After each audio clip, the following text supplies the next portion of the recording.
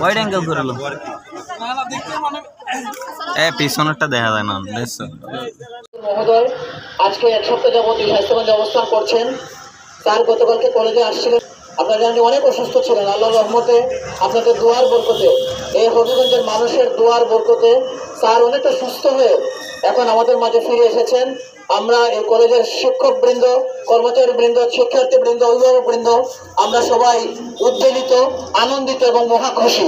কালকে স্যার আমাদেরকে সময় দিয়েছেন, আমরা স্যারের প্রতি কৃতজ্ঞতা প্রকাশ করছি। একজন আমি আমার পরিবারের পক্ষ থেকে আপনাদের সবাইকে ধন্যবাদ। ওনার জন্য দোয়া করবেন, আল্লাহ যেন আবার ওনাকে আমাদের মাঝে আগামী বছরও আমরা ঠিক এইভাবে আপনাদের কাছে আসতে পারি। এই দোয়া রইল। আসসালামু আলাইকুম ওয়া রাহমাতুল্লাহি ওয়া বারাকাতুহু।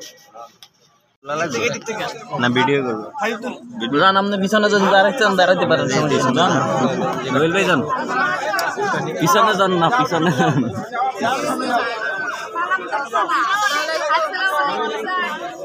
তুমি কিছু বলবা ওই যে কাছ থেকে ধরো এটা ওয়াইড অ্যাঙ্গেল করে লো পিছনেরটা দেখা যায় না দেখছো সাদা দেখা যায় এই যে দেখছো ক্লিয়ার দেখা যাচ্ছে সিকিউরিটি ভাই জমছে খাওয়া দাওয়া হ্যাঁ সবাই পড়াশোনা ঠিক মতন করবা। রুবেল ভাই এর দায় ভাই রুবেল ভাই লেগে